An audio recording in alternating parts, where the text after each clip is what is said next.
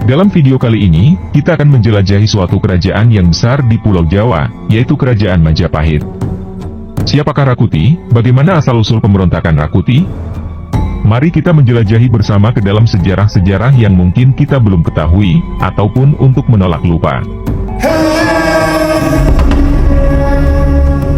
Sejarah pemberontakan Rakuti terjadi pada masa pemerintahan Jayanagara, 1309-1328, Raja kedua Majapahit, tepatnya tahun 1241 Saka atau 1319 Masehi. Aksi Rakuti yang dianggap berbahaya bagi kerajaan Majapahit ini, akhirnya bisa ditumpas oleh Gajah Mada. Rakuti merupakan anggota Dharmaputra, yang dibentuk Raden Wijaya bergelar Kertarajasa Jayawardhana, 1293-1309, ayahanda Jayanagara, sekaligus raja pertama dan pendiri kerajaan Majapahit. Dharmaputra berjumlah 7 orang, yaitu Rakuti, Rasemi, Ratanca, Rawedeng, Rayuyu, Rabanyak, dan Rapangsa. Dikutip dari Slamet Muljana dalam tafsir Sejarah Negara Kertagama, 2006, dijelaskan bahwa Dharmaputra merupakan pejabat tinggi, yang memiliki kedudukan khusus di Majapahit. Kitab Pararaton menyebut Dharmaputra sebagai pengalasan Wineh Suka, atau pegawai istimewa yang disayangi raja. Sebelum pemberontakan Rakuti, internal istana Majapahit pernah diguncang intrik nyaris serupa, yang melibatkan nama Rasemi, seorang anggota Dharmaputra lainnya. Aksi Rasemi diperkirakan terjadi antara tahun 1316 hingga 1318 Masehi. Latar belakang pemberontakan Rakuti. Pemberontakan Rakuti didasari rasa tidak puas atas keputusan raja.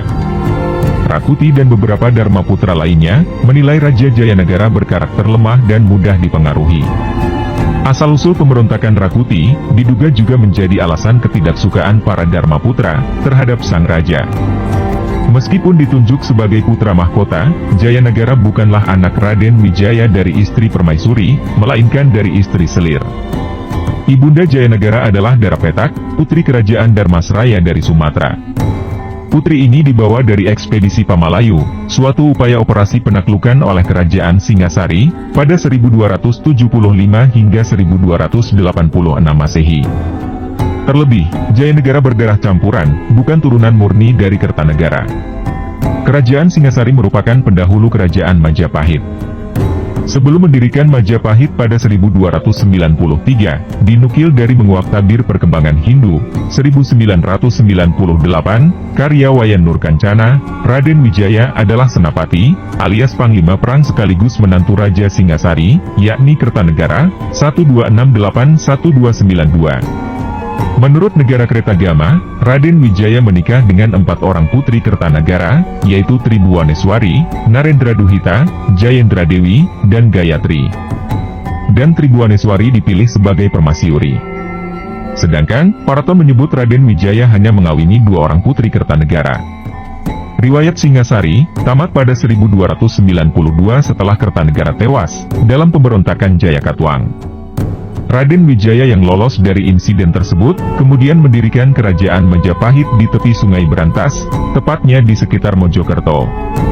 Sepeninggal Raden Wijaya, yang wafat pada 1309 Masehi, dan seiring penobatan Jayanagara sebagai penerus singgasana Majapahit, mulai muncul gerakan perlawanan dari orang-orang Ring Satu sendiri, termasuk yang dimotori oleh Rasemi dan Rakuti.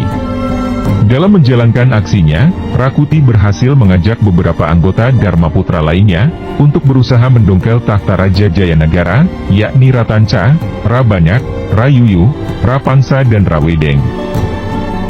Peran penting Gajah Mada. Yusuf Farcan dan Firdaus Syah melalui penelitian bertajuk, Tafsir Kekuasaan Menurut Gajah Mada, yang terhimpun dalam Jurnal Politik, volume 11, 2015, menuliskan, bahwa peran Gajah Mada banyak disebut saat terjadi pemberontakan Rakuti pada 1319 Masehi. Saat pemberontakan Rakuti terjadi, Gajah Mada belum menjabat sebagai Mahapatih yang nantinya, turut mengantarkan Majapahit ke masa kejayaan. Posisi Gajah Mada saat itu adalah anggota pasukan pengamanan raja, alias Bayangkara. Aksi pemberontakan Rakuti, membuat ibu kota kerajaan Majapahit Porak-Poranda dan Jayanagara berada dalam situasi berbahaya. Disinilah peran Gajah Mada disebut-sebut sangat penting dalam upaya penyelamatan tahta Majapahit. Kuncoro Hadi dalam buku Gajah Mada, Wilwatikta, Sumpah Palapa, 2003, menyebutkan bahwa Gajah Mada bertugas pada saat yang tepat, dengan menunjukkan loyalitas dan keberaniannya dalam melindungi Raja Jayanegara. Gerakan kudeta yang dilakukan oleh para Dharma Putra, jelas mengancam nyawa Raja Jayanegara.